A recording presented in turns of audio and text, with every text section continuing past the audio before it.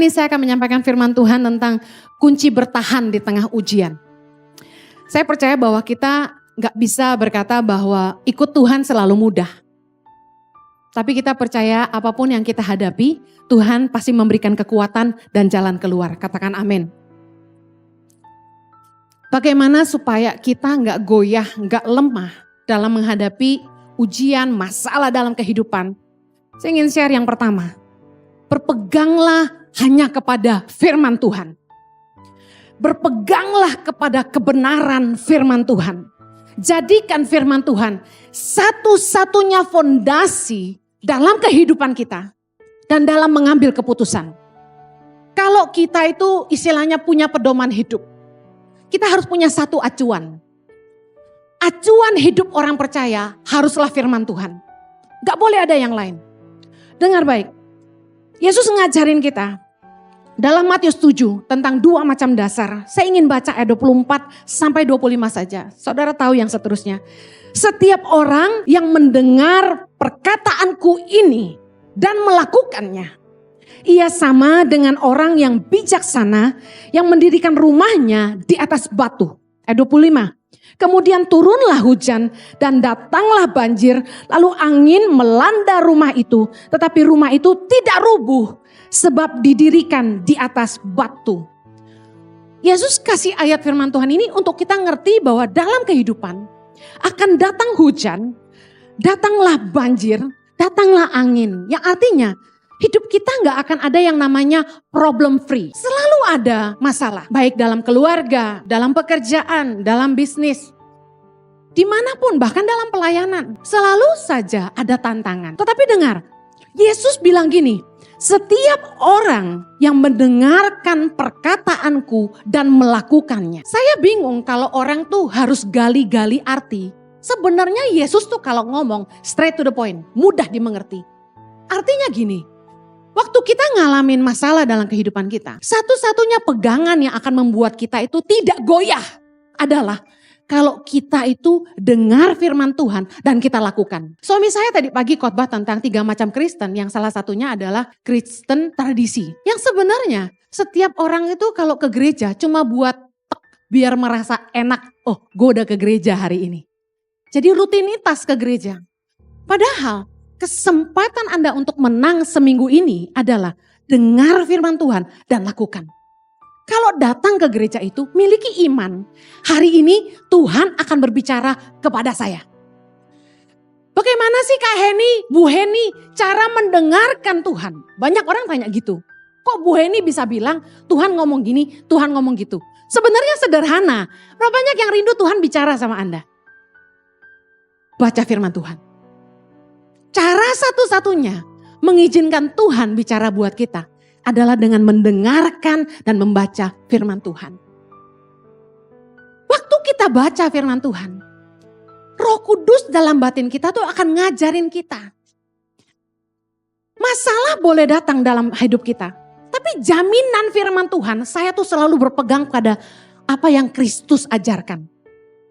Yesus bilang gini, barang siapa yang mendengar perkataanku dan melakukannya, lalu kemudian turunlah hujan, datanglah banjir, angin melanda. Rumah itu tidak rubuh karena didirikan di atas batu. Yang artinya gini, kalau kita hidup melakukan firman Tuhan, sekalipun badai kehidupan menerpa, kita gak akan goyah. Saya kasih contoh dalam hidup sehari-hari. Sesulit apapun masalah kita, dengar baik. Jangan sampai keluar dari kebenaran firman. Waktu orang butuh uang, firman Tuhan ngajarin, janganlah kamu berhutang apa-apa pada siapapun juga. Kalau ada yang mau catat ayatnya Roma 13 ayat 8. Janganlah kamu berhutang apa-apa kepada siapapun juga. Artinya gini, ketika kita punya kebutuhan, jangan lari dari kebenaran firman Tuhan. Jangan coba menolong dirimu sendiri dengan berhutang sana sini. Hari-hari ini banyak orang terjebak dengan hutang, khususnya pinjaman online. Ini jahat sekali loh aplikasi ini. Begitu mudah didapat pinjamannya, seolah-olah wah ini jalan keluar tercepat. Padahal itu mengikat. Bunganya sangat besar dan melilit dan mencekik, membuat kita gak bisa napas. Penghasilan kita bulanan cuma buat nutupin utang aja gak cukup. Kalau orang sudah hidup dalam hutang, hidupnya penuh beban. Ada di sini yang banyak hutang bahagia? Sukacita gitu. Gak ada. Orang tuh kalau banyak utang, keningnya nih penuh kerutan. Orang kalau banyak utang, mulutnya cemberut. Sama orang gak nice. Karena dia stres, ngomongnya ngelantur. Orang kalau sudah berhutang, pasti masalah dengan hubungan. Firman Tuhan bilang janganlah kamu berhutang apa-apa pada siapapun juga. Tapi Bu Heni, saya benar-benar butuh uang. Percaya firman Tuhan gak? Berlutut di kaki Tuhan. Firman-Mu berkata, barang siapa yang mendengar firman-Mu dan melakukannya. Kalau hujan, angin, hujan, banjir datang, dia tidak akan goyah. Tuhan, aku butuh uang. Tapi aku mau pegang firman-Mu, aku gak mau ngutang. Aku percaya Tuhan pasti sediakan. Berani gak? Kita sering kali lebih sok pinter daripada Tuhan. Bu ini gak ngalamin sih? Ngalamin! Justru saya kasih tahu. Keluarga saya hancur waktu saya masih kecil. Itu karena orang tua saya terlilit hutang. Porak-poranda. Makanya saya benci yang namanya hutang. Kalau gak mampu, jangan so aksi. Kenapa kalau cuma mampu beli mobil bekas harus beli mobil baru? Kalau memang gak mampu beli Innova, kenapa gak beli Avanza atau Xenia yang lebih murah? Kita hidup itu jangan makan gaya. Cukupkan dirimu dengan apa yang kamu punya gitu loh. Kalau Tuhan memang cuma berkati kamu segitu, bersyukurlah. Jangan bandingin hidupmu dengan orang lain. Firman Tuhan bilang cukupkan dirimu dengan apa yang ada padamu. Nah kita gak mau lakukan firman. Kita hidup mewah-mewah. Gak mau kalah gaya. Ada orang timur bilang begini. Kantong boleh kosong tapi gaya gak boleh kosong. Ngomong kosong loh gue bilangin. Masa Ngana bisa beli tas mahal kita tara bisa? Dia bilang gitu. Kita bilang Ngana jual apa? Ngana jual lemper baru Ngana mau beli tas itu mau jual lemper berapa truk? Sudah orang jual tambang emas. Dia jauh lebih dari kita ngapain kita bandingin diri sama dia? Orang yang bahagia tuh bukan orang kaya saya kasih tahu. Orang yang bahagia itu orang yang bisa berkata apa adanya. Cukup. Cukup. Ibu-ibu yang punya suami gak kaya, saya tanya, kalau Anda kawin sama yang lebih kaya, Anda jamin Anda lebih bahagia? Katakan sama-sama, belum tentu. Teman saya banyak yang nikah sama cowok yang lebih kaya daripada suami saya. Kami bukan orang kaya, tapi kami bahagia. Karena kita cukupin apa adanya. Bayangin ya, saya kasih contoh. Rumah tangga gimana mau bahagia kalau istri selalu bilang gini, Koko lu bisa beliin istrinya tas Gucci. Koko lu bisa beliin istrinya berlian 2 karat. Gede loh 2 karat itu. Jari lu kecil apa gede gitu kan. Bandingin. Tuh adikmu tuh bisa bawa istrinya ke luar negeri. Ada lagi istri-istri yang bandingin tuh. Lu lihat tuh adik lu tuh bisa bawa keluarganya ke Eropa. Tuh lihat tuh adik lu tuh bisa bawa keluarganya ke Israel ikut Pak Jojo. Lu mah apa? Terjadilah sesuai dengan imanmu. Punya iman dong, jangan ngeluh. Amin. Ngomong tuh penuh berkat. Pilihan kita tuh cuma 2, berkat atau kutuk yang keluar dari mulut kita. Udah pegang firman Tuhan.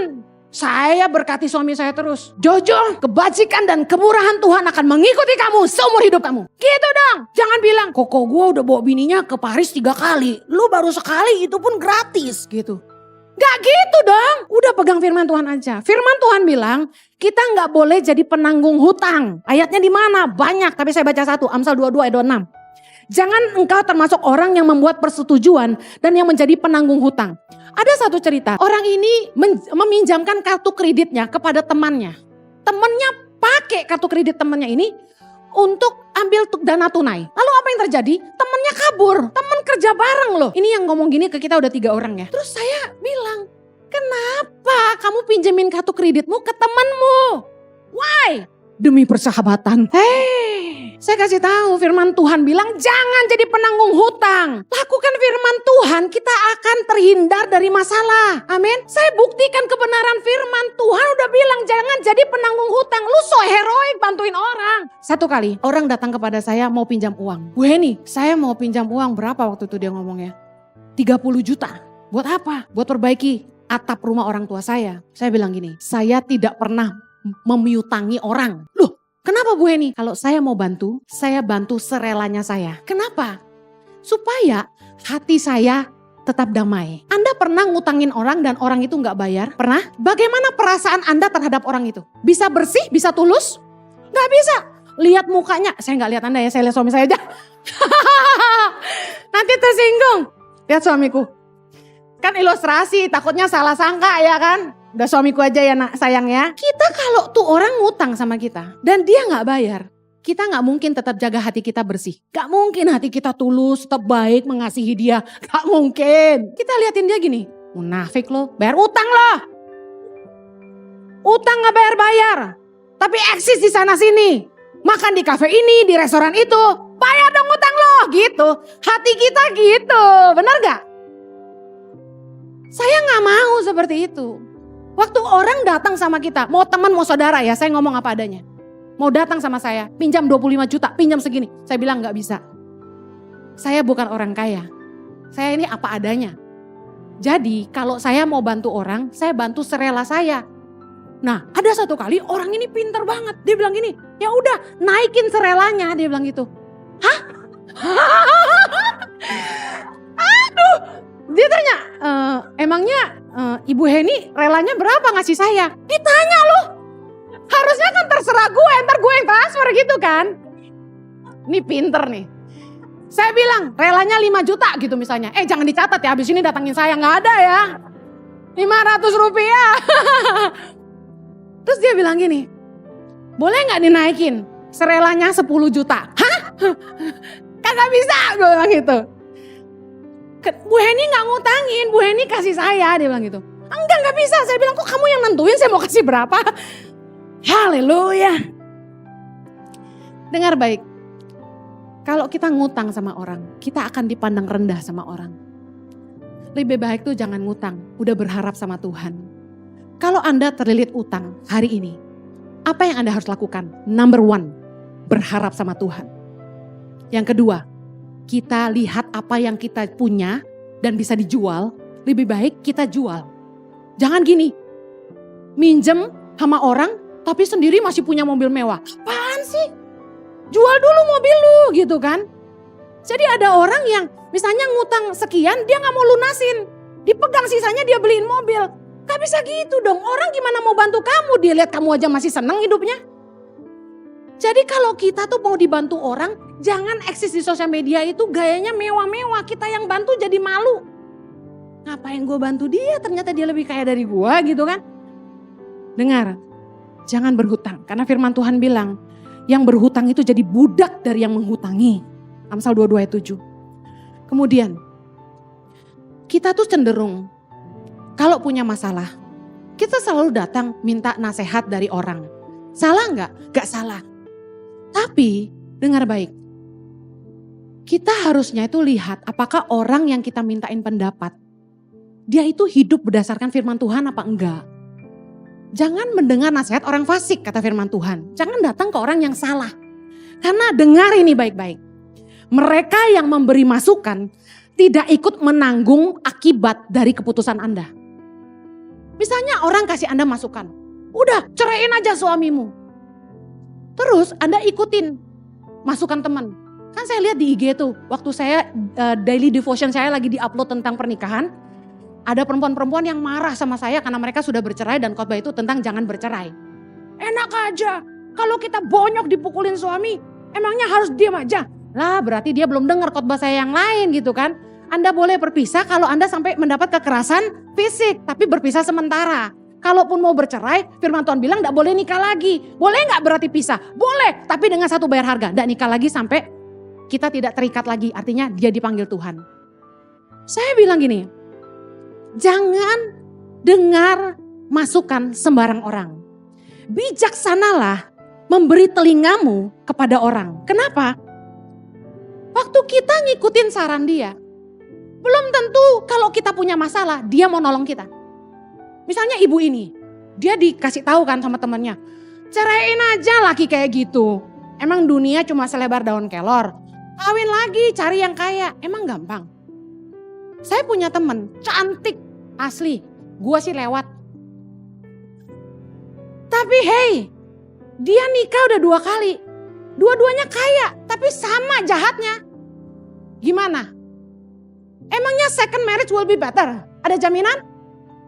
Udah cerai nikah lagi. Saya bertanya, ada jaminan gak kebahagiaan di pernikahan kedua? Belum tentu. Saya pernah ketemu wanita yang menikah 3 kali. Berapa kali? 3 kali. Cukup gak buat belajar? Saya tanya. Cukup gak? Mari kita belajar. Saya tanya sama wanita ini. Dari 3 suami Anda, mana yang paling baik? Dia bilang, yang pertama meskipun membuat menderita, masih bisalah ditoleransi. Yang 2-3 lebih jahat lagi. Kita cerai pun bukan jalan keluar terbaik. Saya balikin lagi. Oke, Anda sakit hati suami atau istri selingkuh. Anda memilih bercerai. Saya tanya, kalau Anda di posisi itu, Anda yang selingkuh, apa yang Anda harapkan? Dia ampuni. Ampuni. Berlutut di kaki pasanganmu, cium jempolnya, jarinya, semua. Banjiri dengan air mata. Ampuni aku, gitu kan. Kita pasti mau diampuni. Firman Tuhan katakan, apa saja yang kamu kehendaki orang lain perbuat kepada kamu, perbuatlah demikian. Dari seluruh hukum Taurat dan kitab para nabi bergantung dari ayat ini. Bahwa bagaimana kita ingin diperlakukan, perlakukan itu ke orang lain. Kalau saya memilih diampuni pasangan saya juga harus ngampuni pasangan saya. Gak ada yang sempurna. Ketika ada masalah dalam rumah tangga, pasti ada sebabnya. Dan gak mungkin sumbernya cuma 1, pasti 2. It takes two to tango. Kalau kita mau Tuhan terlibat dalam hidup kita, dengar baik. Pastikan kita hidup dalam kebenaran. Jangan sampai kita keluar dari jalan kebenaran. Karena dosa justru memisahkan kita dari Allah. Misalnya kita ini lagi dalam kesusahan, pergumulan yang luar biasa. Badai kehidupan yang tidak tertahankan. Saya mau kasih tahu, Anda butuh pertolongan Tuhan enggak? Butuh. Butuh campur tangan Tuhan enggak? Butuh. Butuh mujizat Tuhan enggak? Butuh. Jangan malah berbuat dosa, jangan sampai keluar dari kebenaran kalau Anda ingin Tuhan campur tangan. Yesaya 59 ayat yang pertama, kita baca sama-sama. Sesungguhnya tangan Tuhan tidak kurang panjang untuk menyelamatkan dan pendengarannya tidak kurang tajam untuk mendengar. Tetapi yang merupakan pemisah antara kamu dan Allahmu ialah segala kejahatanmu. Dan yang membuat dia menyembunyikan diri terhadap kamu sehingga ia tidak mendengar ialah segala dosamu. Sebab tanganmu cemar oleh darah dan jarimu oleh kejahatan. Mulutmu mengucapkan dusta, lidahmu menyebut-nyebut kekurangan. Dosa memisahkan kita dari Allah. Kalau kita ingin tetap dekat dengan kasih karunia, jagalah kebenaran firman Allah. Bu, benar-benar butuh uang, udah gak ada lagi yang bisa dijual, gimana? Kerja double shift, kerja double job. Dengar baik, cium kaki orang yang engkau hutangi kalau perlu. Dan minta kesempatan perpanjangan waktu. Minta keringanan, datang ke bank. Saya gak punya uang, saya gak bisa bayar. Kalau bank mau tetap saya lunasi, kasih saya perpanjangan waktu. Contoh, harus due bayar akhir bulan ini. Gak punya uang gimana? Mau penjarakan saya, tambah hutangnya gak dibayar. Gitu aja datang ke bank. Kalau mau saya bayar, kasih saya perpanjangan waktu. Berapa lama? Mereka akan tantang. Hitung baik-baik. Butuh 5 tahun. Bunga akan tetap berjalan. Karena secara hukum OJK itu gak bisa dihilangkan.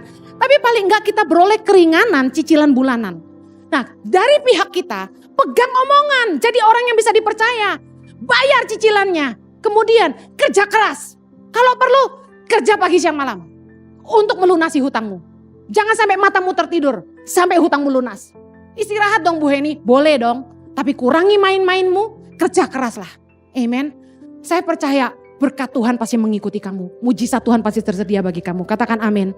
Haleluya. Kalau kita sampai berbuat dosa, saya mau kasih tahu. Tuhan malah tidak akan bela kita. Karena kita tidak mungkin memperalat Tuhan dalam tanda kutip. Untuk terlibat dalam kejahatan kita. Misalnya ada satu direktur. Dia ngelamar kerja di sebuah perusahaan besar. Dia tulis di CV-nya, di resume-nya. Bahwa dia tuh ex-direktur di perusahaan sebelumnya. Padahal di perusahaan itu dulunya dia cuma manajer. Bayangin berani ya. Bikin CV palsu. Kemudian dia kerja sama perusahaan ini. Baru 1 bulan dipecat. Diusir keluar dari fasilitas rumah. Gaji 100 juta diusir. Kenapa? Nipu. Dia gak becus. Mari jangan sampai kita berdusta. Jangan sampai kita nipu. Kerja keraslah. Orang yang bisa dipercaya dekat dengan berkat Allah. Amin. Yang kedua, bagaimana kita kuat menghadapi ujian? Mendekatlah kepada Tuhan. Ada orang yang justru di masa susah, saking kecewanya, itu bilang sama saya gini, percuma saya doa, Tuhan gak jawab-jawab. Ibu jangan suruh saya baca firman, saya udah tahu semua isi Alkitab, dia bilang gitu. Saya doa Tuhan gak jawab, udah capek saya, dia bilang. Bertahun-tahun saya berdoa, gak ada jalan keluar. Akhirnya dia menjauh dari Tuhan. Dia jadi pahit sama Tuhan. Nah, saya kasih tahu, kalau masalah tuh berkepanjangan, jangan marah sama Tuhan. Tapi coba duduk tenang dan pikirkan, salahnya di mana? Pasti ada sebabnya. Contoh, Tuhan izinkan proses dalam hidup kita. Pastor Jojo tadi bicara dengan luar biasa. Yang pertama supaya kita bertobat. Kita udah tobat belum? Kenapa masalah kita gak kelar-kelar? Karena kita gak tobat-tobat. Kalau masalah ingin cepat selesai, kita harus cepat bertobat. Yang kedua, untuk membentuk kita. Nah, apa sih pembentukan Tuhan? Contoh, kita sombong. Kita kalau ngomong tinggi, selalu mandang rendah orang lain. Nah, kenapa proses gak kelar-kelar? Lu sombong sih, udah kere, sombong lagi. Ada loh tipe-tipe orang yang dia butuh bantuan kita, tapi kalau dikasih tahu sok pintar. Nah, ini orang sombong. Mau dibantu tapi susah dikasih tahu. Ada kan tipe-tipe begitu? Ada orang yang datang sama kami mau pinjam uang. Saya tanya, untuk apa? Dia bilang gini, ya urusan pribadi saya dong. Ya cari sendirilah. Lu mau dibantu susah dikasih tahu. Jangan bantu orang yang begitu. Buang waktu. Problem kita gak akan selesai kalau kita gak mau berubah. Karena proses datang untuk membuat kita bertobat. Yang kedua untuk membentuk karakter kita. Yang ketiga apa sayang? Lupa aku tadi. Untuk membuat kita seperti Kristus ya. Lebih kreatif. Masalah itu bukan pertanda orang itu jauh dari Allah ya. Mari kita lihat ayatnya. Yohanes 15.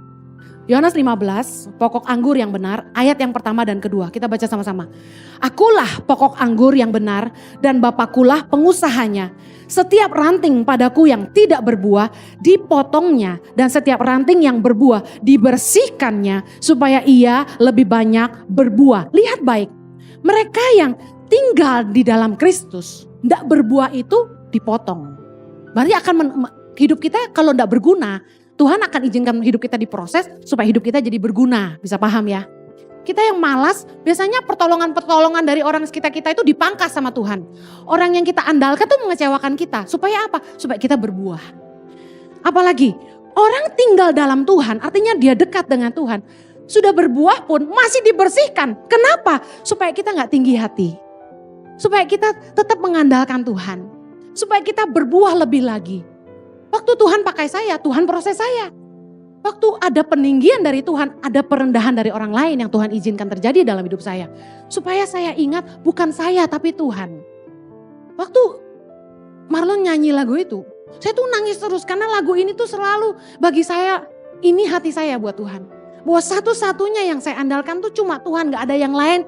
Saya gak punya apa-apa dan saya gak punya orang lain selain Tuhan. Kalau Tuhan gak tolong saya gak bisa. Justru kalau kita sungguh-sungguh ngandalin Tuhan ya, kita gak bisa sombong. Justru kalau orang tuh sampai sombong, berarti dia gak ngandalin Tuhan, dia ngandalin dirinya sendiri. Kita berani bilang bahwa kita mampu tanpa Tuhan? Gak bisa. Jangan menghakimi orang-orang yang sedang ditimpa masalah. Wah lo, problem datang terus tuh. Gak punya hubungan pribadi sama Tuhan ya. Nah lo ditimpa masalah tuh. Kenapa tuh gak punya keturunan? Nah gak diberkati sih. Kenapa perusahaannya susah? Gak bayar perpuluhan ya? Dengar baik, jangan suka ngehakimin orang. Semua orang punya masalah, semua orang ngalamin proses. Tuhan itu mengizinkan masalah datang supaya hidup kita dibersihkan. Supaya kita berbuah lebih banyak. Katakan amin. Amin. Kunci kita kuat dalam ujian adalah tetap tinggal di dalam Tuhan. Yohanes 15 ayat 4 berkata, tinggallah di dalam aku dan aku di dalam kamu. Sama seperti ranting tidak dapat berbuah dari dirinya sendiri. Kalau ia tidak tinggal pada pokok anggur, demikian juga kamu tidak berbuah jikalau kamu tidak tinggal di dalam aku. Ayat kelima, akulah pokok anggur dan kamulah ranting-rantingnya. Barang siapa tinggal di dalam aku dan aku di dalam dia, ia berbuah banyak sebab di luar aku kamu tidak dapat berbuat apa-apa. Justru kalau lagi dilanda masalah, jangan meninggalkan Allah. Justru kita butuh Tuhan. Kenapa begitu? Karena Tuhan itu sumber hikmat dalam hidup kita. Tuhan itu yang memberikan kecakapan dalam hati kita. Saya percaya setiap kita diberi kemampuan oleh Tuhan untuk menyelesaikan masalah. Katakan amin. Saya percaya kalau kita mau ditolong Tuhan, jangan justru menghindar dari Tuhan. Tetap pegang Tuhan erat-erat. Apa yang terjadi ketika di tengah masalah kita tetap berpegang pada Tuhan? Saya katakan, di masa sulit pun kamu akan terus berbuah. Bayangin, di masa sulit ketika kami berdua kesulitan, pandemi datang melanda, banyak partner tangan pengharapan yang meninggalkan tangan pengharapan karena mereka sendiri kesusahan. Kami gak marah sama mereka, tapi kami malah berdoa buat mereka. Tapi apa yang terjadi? Di masa pandemi, Tuhan memakai kami untuk menolong lebih banyak orang, menolong lebih banyak anak-anak lewat program peduli sesama. Bahkan sekarang kami memberikan beasiswa untuk anak-anak pedalaman yang cerdas, berintegritas, benar-benar takut akan Tuhan dan karakternya baik untuk menjadi guru-guru bagi Indonesia. Doakan kami, karena saya merenung terus. Kami selama ini rekrut orang-orang dari seluruh Indonesia, dilatih di Jakarta, lalu diutus ke pedalaman dengan kontrak guru pedalaman cuma 1 tahun. Investasi yang kami berikan terlalu besar hanya untuk kontrak 1 tahun sebenarnya. Jadi saya bilang, apa ya yang lebih sustain ke depan? Anak-anak ini yang harus dijadikan guru. Supaya ketika kita sekolahkan mereka kembali ke daerah mereka dan mencerdaskan anak-anak mereka. Saya mulai melangkah dengan iman justru di masa sulit. Dan saya lihat penyertaan Tuhan yang luar biasa. Saya ingin katakan kita buka gereja onsite ini bukan karena kita pengen keruk uang lebih banyak. Gak ada istilah seperti itu. Justru kami sediakan ibadah onsite ini karena kami tahu jemaat butuh. Ada jemaat yang gak seneng ibadah online. Sudah gak fokus gitu loh, liatin TV terus, bener gak? Lebih enak gini gak? Sebenarnya kalau coba tanya sama saya, Pastor Henny lebih suka online aja atau onsite? Lebih enak online, kenapa? Tapping, tayang, hari Minggu bisa bangun siang. Bisa makan sama anak, bisa kumpul keluarga, pagi-pagi gak usah keramas. Tapi saya tahu ini kebutuhan. Nah, saya ingin kasih tahu gini, saya sangat bersyukur Anda enggak takut COVID terus tetap datang ke gereja. Puji Tuhan. Justru kalau suami saya ini luar biasa. Saya tuh waktu COVID tuh takut keluar. Gak mau keluar. Dia bilang gini, kamu kalau takut enggak punya iman, kamu enggak akan bikin apa-apa. Kalau kita selalu takut, kita akan bikin apa-apa. Mari terus mendekat sama Tuhan. Anda datang ke gereja, saya mau kasih tahu kedatanganmu enggak akan sia-sia. Anda nyembah, jiwamu disegarkan. Saya ngerti rasanya. Matius 11 ayat yang ke-6. Dan berbahagialah orang yang tidak menjadi kecewa dan menolak aku. Yesus bilang gitu. Yesus tahu waktu kita ngadapin masalah. Kadang-kadang tuh saking tertekan dan tersesaknya. Kita kadang-kadang udah kehilangan iman. Ini sebenarnya gue bakal punya anak gak sih gitu kan. Sebenarnya Tuhan bakal berkati gak sih. Gue rindu punya ini, gue rindu bisa begitu. Sebenarnya mungkin gak sih? Kadang-kadang kita tuh udah gak bisa lihat lagi mimpi kita tuh akan terjadi. Tapi dengar baik, jangan jadi kecewa dan menolak Tuhan. Amin. Engkau akan berbahagia kata Yesus. Kalau engkau tidak jadi kecewa dan menolak Dia. Percayalah Tuhan itu setia. Saya percaya Tuhan pasti sediakan jalan keluar. Saya ingin akhiri karena waktu yang terbatas. Di tengah masa sulit, tenang dan berdoa. Di tengah-tengah badai, tenangkan jiwa kita. Firman Tuhan berkata, kuasailah dirimu dan jadilah tenang supaya kamu dapat berdoa. Artinya gini, waktu keadaan kita sedang panik, masalah banyak. Kalau kita tidak tenang, jiwa kita gak tenang, kita gak bisa doa. Kita pasti sibuk cari jalan keluar. Waduh, telepon siapa ya? Siapa ya yang bisa bantu saya ya? Saya kasih tahu, jangan ngandelin orang kuat. Firman Tuhan berkata, dalam Mazmur 146 ayat yang ketiga, janganlah percaya kepada para bangsawan, kepada anak manusia yang tidak dapat memberikan keselamatan. Saya ini udah belajar, ngandalin orang-orang hebat yang berjanji tapi tidak pernah ditepati. Saya sama suami itu udah bolak-balik ketemu konglomerat di Indonesia, bukan gak pernah. Mereka janji, saya akan bantu kamu. Kamu kurang berapa setiap bulan? 1,5 M telepon saya pasti bantu kamu. Kami tidak pernah telepon siapapun. suami saya dikasih nomor telepon orang-orang yang terkenal di Indonesia. Disuruh bilang gini, Pak Jojo butuh apa-apa telepon saya. Kami tidak pernah telepon. Kenapa? Karena satu-satunya yang kami andalkan cuma Tuhan. Amin. Dengar baik. Jangan ngandalin teman, jangan ngandalin orang kuat. Teman itu justru kita temukan yang terbaik tuh di masa sulit. Siapakah mereka? Bukan orang-orang yang kita cari, tapi orang-orang yang tetap tinggal bersama kita ketika kita kesulitan. Mereka yang peduli sama kita. Salah satu tanda dari Tuhan untuk saya berhenti khotbah keliling adalah di masa pandemi. Tidak ada, bisa dibilang hampir tidak ada, hanya satu orang yang biasanya saya layani gereja-gerejanya. Itu telepon saya dan tanya, apakah kamu baik-baik? Bayangin, 15 tahun khotbah keliling gereja-gereja, kecil dan besar. Gembala-gembala itu harusnya jadi sahabat buat saya, karena saya khotbah setahun bisa 2-3 kali di gereja yang sama. Tapi waktu pandemi datang, mereka batalin pelayanan saya tanpa kasih kabar sama sekali dan tidak pernah tanya bagaimana hidup saya. Mereka tahu saya hidup dengan iman. Saya sangat hargai cuma satu teman yang telepon saya. Apakah kamu baik-baik saja? Meskipun dia tidak bantu apa-apa, tapi saya hargai dia cuma sekedar telepon aja. Justru saat Anda sedang menghadapi masa sulit, izinkan Tuhan membuktikan siapa teman-teman terbaik. Amen. Di tengah masalahmu, jangan panik, jangan berusaha telepon sana sini, cari orang kuat bantu kamu. Tenang, berdoa, karena Tuhan sumber hikmatmu, sumber kekuatanmu, dan sumber jalan keluar bagi hidupmu. Saya berdoa, masa sulit Anda akan cepat selesai. Mari terus mengandalkan Dia, mari kita berdoa. Yang punya beban di hadapan Tuhan, yuk angkat sama Tuhan. Engkaulah satu-satunya yang kami andalkan ya Tuhan. Kami ini gak mampu tanpamu. Mana bisa tanpamu. Terlalu berat. Kami butuh Tuhan. Kami butuh kekuatan Tuhan. Curahkan anugerah-Mu Tuhan. Kasih karunia-Mu yang memampukan kami. Kasih karunia-Mu Tuhan. Mari minta kasih karunia Tuhan. Kasih karunia adalah kekuatan untuk menanggung penderitaan. Minta sama Tuhan. Aku butuh kasih karunia-Mu Tuhan.